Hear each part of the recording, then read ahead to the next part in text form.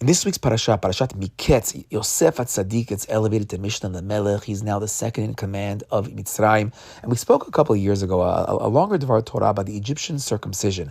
That part of his job as being in charge of Egypt, Yosef wanted to make a bit of a tikkun, wanted to maybe stop a little of the Yetzer Hara. Mitzrayim was known for its znut, for its sexual immorality, so he brought Brit Milah to the place.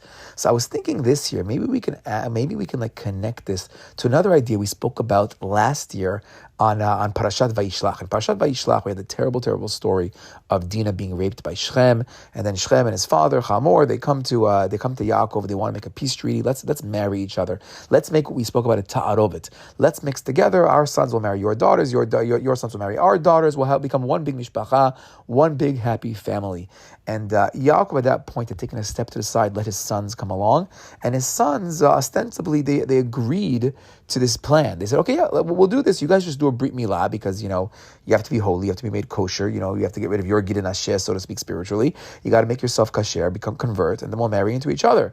But then, Shimon and Levi, this was all mirama, this was all a trick, they destroy the whole city. So he said, we said last year that this actually was a debate between Yaakov and his sons over, can we make a ta'arovet?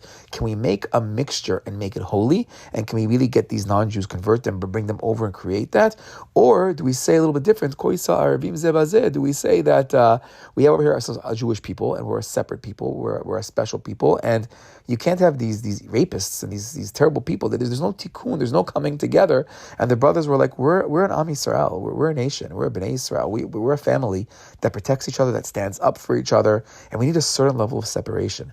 So I was wondering, maybe we could say, Ulai, the same thing is happening also in our parashiyot, because we're going to see now we have Yosef rising in command, living in Egypt, his family on the outside, it looks Egyptian, he marries Osnat Bapotifera, according to the Pashtanim, this is an Egyptian woman he's marrying, or a family of nobility. According to other opinions, we know that it may be the daughter of Dinah. Okay, sorry, another Dinah connection there, another Shechem connection, but Yosef, in a certain sense, is part of Egyptian society, and he's trying to make a tikkun in Egyptian society.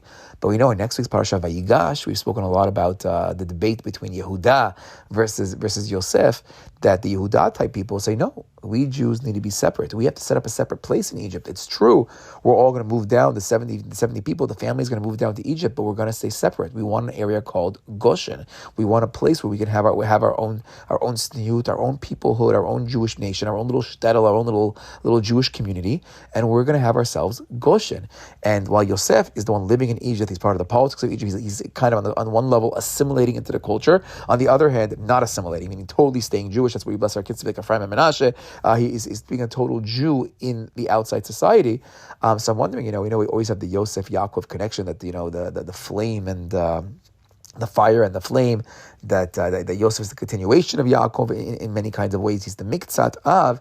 So Yosef is following his father's footsteps by saying, yeah, let's do a Brit Milah. Let's circumcise all of Egypt. And he's even willing to live in Egypt. But again, the brothers come now being led by Yehuda, saying, no, we have to have separation. We're a Jewish nation. We have to have our area of Goshen. And again, maybe it's the ripple effects of the same debate. Shabbat Shalom.